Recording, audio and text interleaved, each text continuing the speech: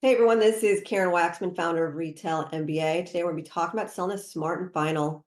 If you have a great product, perfect for smart and final, this training will give you some things to think about in regards to selling to them.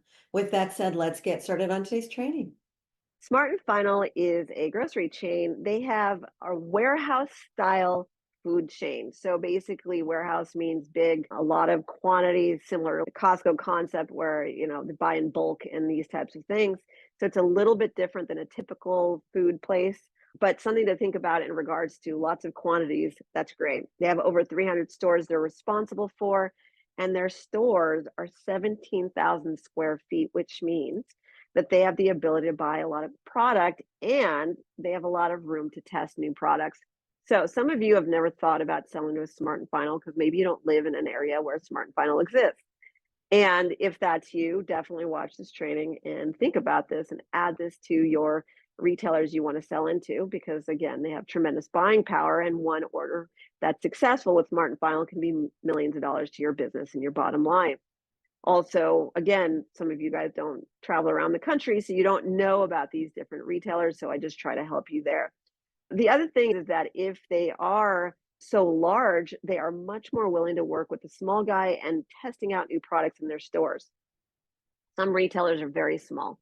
GNC is a perfect example of that. They have these small little stores, and so they can't put that much product in there, but Smart and Final can, and so that's great for you. It's actually a retailer you want to check out if you're a new company, because of the fact that they have more room for new products. They also have room because of the bulk pricing and so forth, but that's another discussion. The other thing is if since it is bulk and they buy a lot of products, you do need to figure out your manufacturing. Some retailers don't buy as much quantity. These larger chains absolutely do. And that means that your manufacturer needs to be able to create these products very quickly and also in quantity. So before you even reach out to a Smart and Final, find out what's the quantity that the maximum capacity that your manufacturer can produce product. The reason that matters is because if they're buying in bulk, that means that they're going to buy a lot of products and your manufacturer needs to deliver those goods on time. And some manufacturers cannot do that.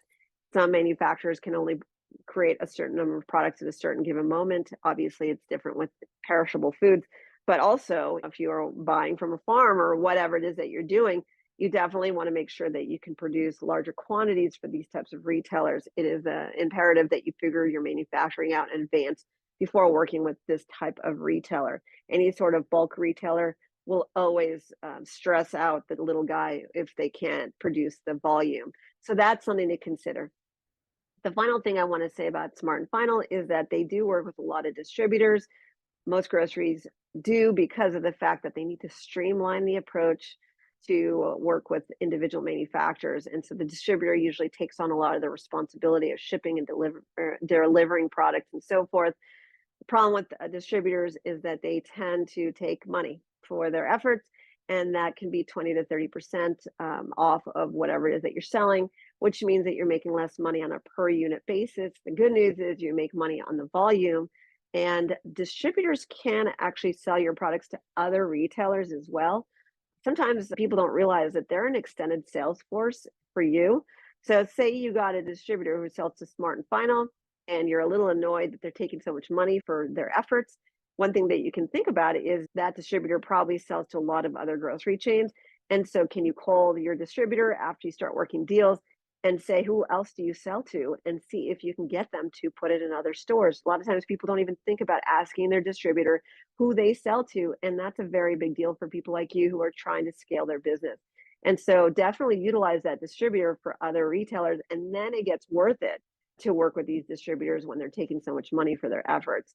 Also, they do have more stringent concerns in regards to making sure the product converts and sells.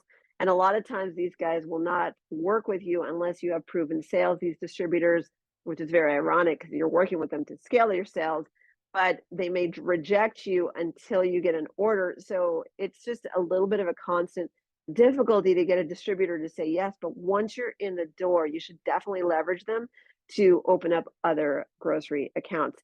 This is Karen Waksman, Retail MBA. If you like this information, please like, comment, subscribe. We are always adding new content. And if you want to learn how to approach, pitch, and sell to Smart and Final, please take a look at our links below. Our website is retailmba.com. We have do-it-yourself programs, done-for-you programs. We taught well over 100,000 people on how to approach, pitch, and sell to retail chains. You can learn more about what we're up to through our links. Karen Waxman, Retail MBA. Hope this helped. Thanks so much.